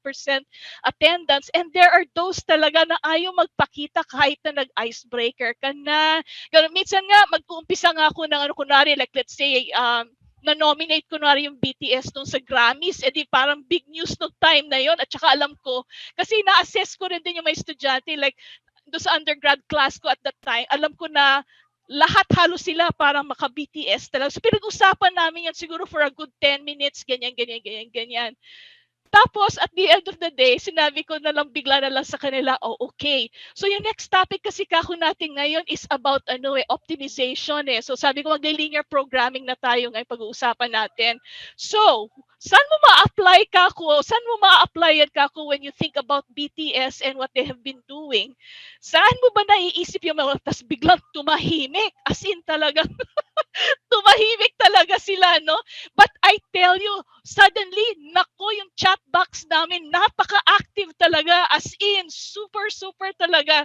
Meron iba, ma'am, pag i-maximize ko yung aking pera, yung aking allowance pambili ng BTS merch. Yung mga ganon. Or ma'am, pag yung queuing lines po para makapasok ko sa stadium po na parang within a certain amount of time. So, alam nila, nakakatuwa talaga sila. So, you try to change ba yung ganong klase. But then again, mga na-assess ko rin din, parang mga takot din kasi sila din na din, yung tawag dito, yung mag-offer, lalo na pag, kasi quanti yung course ko. So, lalo na pag yung mapipilitan sila talaga na baka mapahiya sila, yung ganyan. So, importante talaga yung parang sa umpisa pa lang, parang meron kang that rapport. But then, napansin ko lang, compared dun sa face-to-face, there is not that much chance to do that talaga online. Yun lang. I mean, we don't have that much opportunity. And so, maybe that also explains then yung wide disparity sa kanilang performance. I tell you, the reason kung bakit ang daming uno, kunwari sa klase ko, ay dahil sa medyo, alam ko may mga slow learners. So what I do sometimes, nagbibigay ko ng mga incentive na parang activities, no, na parang engaging. But kung ibibigay ko to doon sa mga slow learners, dapat across the board, pati doon sa mga magagaling, di ba? So yun lang. So ayoko lang kung yun din ang reason kung bakit ang dami nating Latin honors, no? Kasi nag-a-adjust nga tayo kasi medyo minsan hinihila din natin yung yung mga kailangan i-coach natin para, they get into the swing of things among others. Pero how far can we do that? Yun lang ang ko lang question. So just sharing lang kung ano yung experience. Yun lang. Thank you. Thank you, Jeanette, for sharing po. I think marami pong ganun din yung experience, no, sa ating mga faculty members. Ma'am Joanne, you would want to say something? Doon? Well, maganda po yung na-share ni Ma'am Janet. Pagpapakita lang po na yung mga estudyante natin talaga, marami sa kanila alam naman kasi yung sagot. Siguro wag rin po natin kalimutan kasi na yung information kasi ang bilis ngayon. Alam niyo yun, so parang may mga bagay na hindi na kailangan natin ituro. Kaya na nilang i-search, online. So, kaya maraming bagay alam yung mga estudyante na probably hindi nila alam before dahil nga sa advancements ng technology. Tapos gusto ko lang po siguro i-highlight yung kwento ni Ma'am Janet na yung kung imagine po yung sa face-to-face, di ba? Minsan ang mga estudyante nahihiyang mag-raise ng hand, mag-recite. Madodoble po ito in a technology-mediated environment. So, wag po tayong masyadong na hindi sila nagpa-participate, hindi nagre-recite. Pero the fact po na nag-chat sila, di ba? Yung kwento ni Ma'am Janet na nag-chat sila, alam nila yung sagot. Di ba meron pong phenomenon sa research sa communication, yung mga lurkers po sa social media, di ba? Nagle-lurk lang sila. So marami pong ganun din sa learning. Mga learners natin probably, they're just lurking. Pero hindi ibig sabihin nagle-lurk sila, wala silang alam. So, they're just there lurking kasi hindi sila comfortable to express themselves, na mag-video, mag-share out ng video. So, yung mga ganun pong bagay, we really have to consider. Hindi po siya parang dahil nagpapalusot ang estudyante. Meron pong study nito sa communication talaga. So, those things we have to consider. And gusto ko rin po siguro, ma'am, dahil na-share yun ni Ma'am Janet, yung pong suggestion kanina for a back channel chat. So, yung pong back channel chat, pwede pong messenger yon. Doon po kasi medyo informal yung setting. So, habang nagsisynchronous, pwede pong kayong may create na back channel chat na may moderator lang kayo doon. Tapos doon sila nag-share ng mga ideas nila na pinag-uusapan synchronously. Possible po kasi, ito po like dito sa chat ngayon, di ba? So like there are 200 participants right now. Pero yung nag-share naman po, maunti lang. So parang katulad din lang naman po ito sa klase natin, di ba? So baka nahihiya or na parang bago lang, wala pa akong may share, so ayoko. Pero kung meron kayong back channel chat, probably a messenger or sa Discord or kung ano man pong back channel chat platform na pwedeng mag-discuss informally nung content, pwede rin po ninyong itry yun kasi according to literature, nakakatulong po siya para ilabas ng estudyante yung kanilang mga nalalaman pero informally kasi medyo napapaya siguro sila in a formal setting. Yung Zoom po kasi is like a formal setting. So, baka nahihiya sila. So, yun lang po. Thank you, Ma'am Joanne, ulit for that. I think, may mga ganun, di ba? May mga synchronous classes, tapos may mga kinreate din naman nga talagang mga, mga back channel chat. Kung saan, like, messenger nga, may mga messenger groups, mas nakakapigil na sila, mas nakakapag-express, no? Minsan nga, while ongoing yung synchronous class, doon nagme-message mga estudyante, no? Regarding the topic of being discussed. Sabi nga ni Ma'am Janet, I have that. We have a messenger or Viber group. And we do that to get to know each other better para at home sila with the group, no? Yan. Okay. So, actually, na pala, no? Ngayon ko lang na-realize, 3:45 na. It's like 15 minutes before 4 p.m. So, wala na po bang hahabol na question sa atin? Kasi napakaganda po nung share ni Ma'am Joanne, and at the same time, napakaganda rin po ng mga questions, no, na binigay. So, today, we learned yung concerns natin on assessment. So, nalaman natin yung as I mentioned kanina, no, importance ng alignment ng ating mga learning outcomes with activities and our assessment. Tapos, ngayon natutunan natin, ano bang klaseng assessment yung gusto nating ibahagi? Ano bang klaseng assessment yung kailangan nating gawin sa students? So, may mga disposable assessment, no, parang hindi naman pala natin siya pinaghirapan sobra ng mga bata, in-effortan din natin i-check. And after that, wala naman pala siyang bearing sa students and at the same time sa atin. So we put emphasis, we put more value on valuable assessment, sabi nga ni Ma'am Joanne. Pero may pahabol po si Ma'am Jeanette. Ma'am Jeanette? Yeah, actually one question lang kasi since blended nga tayo, di iba-iba tayo ng modalities, may model 1, model 2, model 3, ganon So, saan papasok more or less yung assessment tawag dito metrics So, yun baga ay titimplahin mo depending, like yung portion kunwari na naging asynchronous ay gagamitan mo ng metrics ng pang-asynchronous, ganun ba yon? Tapos yung pang-synchronous ay pang-synchronous din na metrics, parang ganon. Pero at the start kasi, meron ka na talaga doon sa outline mo talaga kung paano mo gagradean talaga yung mga estudyante in terms of yung weights, no? Pero in terms of yung i-align mo more or less, katulad na sinabi nga ni Ma'am Joanne, yung mismong assessment ng ng certain activities na ginamit mo dun sa learning process. Paano ba namin gagawin ba 'yon?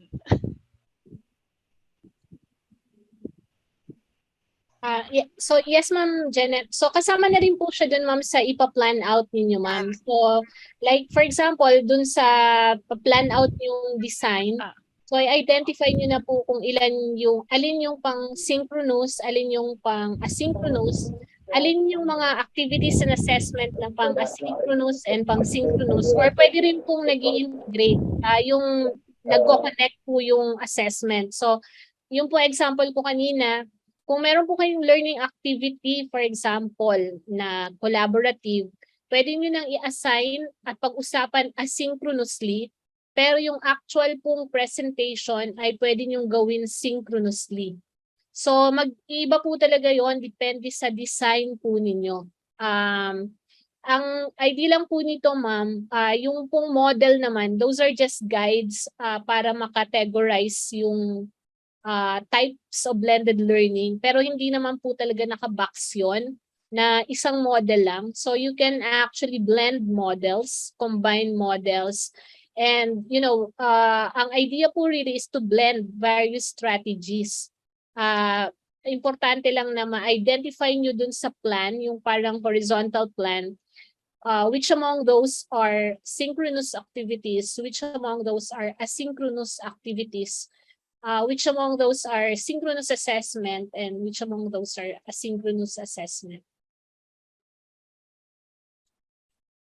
Okay, thank you. Ay, habol po si Ma'am Janet. Can you change midstream depending on what happens sa learning environment?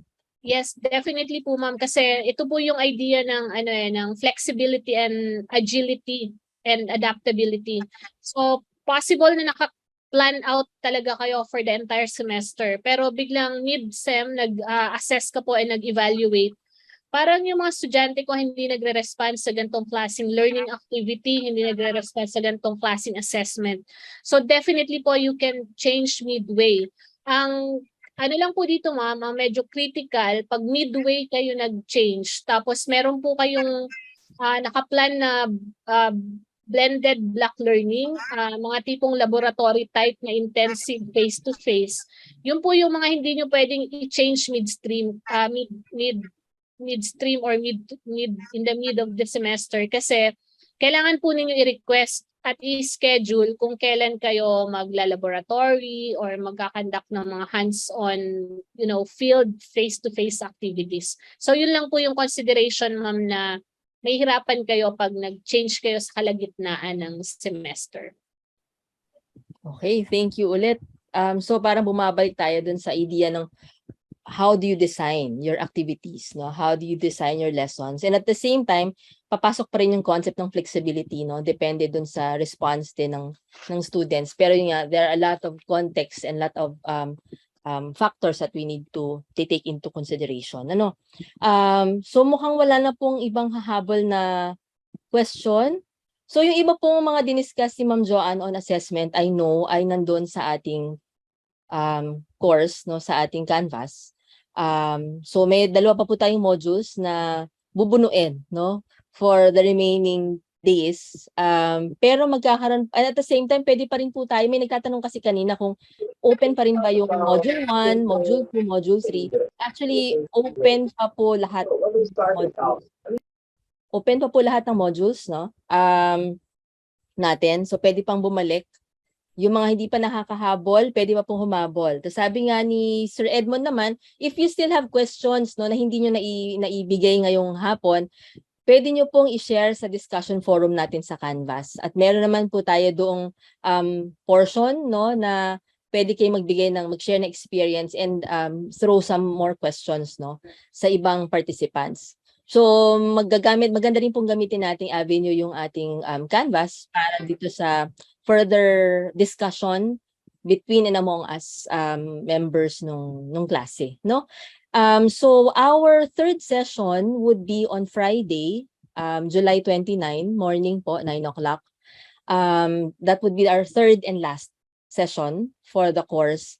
Pero yung pong ating blended learning course Canvas ay open po, no, open pa rin naman. So pwede yung gaya po na nasabi ko kanina, pwede pa po tayo mag-participate, pwede pa pong humabol dun sa hindi pa masyado nakakapag-participate sa mga activities. Tapos I think ipopost na lang po ni Sir Edmond yung link for our third synchronous discussion or synchronous meeting on Friday, no? So Sir Edmond, meron pa po kayong bibigyan na announcement? Or nag-thumbs up na po kayo? Okay na po, Ma'am Sherry. Okay, so kung wala na po tayong masyadong tanong, maraming salamat po sa umabot naman tayo ng 202 kanina na participants. No, sana mas maraming umattend ulit sa Friday para sa ating closing discussion. Para meron pa may gusto pa ma-clarify, we have the third session this Friday. Maraming salamat po sa ating lahat. Thank you po, Ma'am Joanne. Thank you po.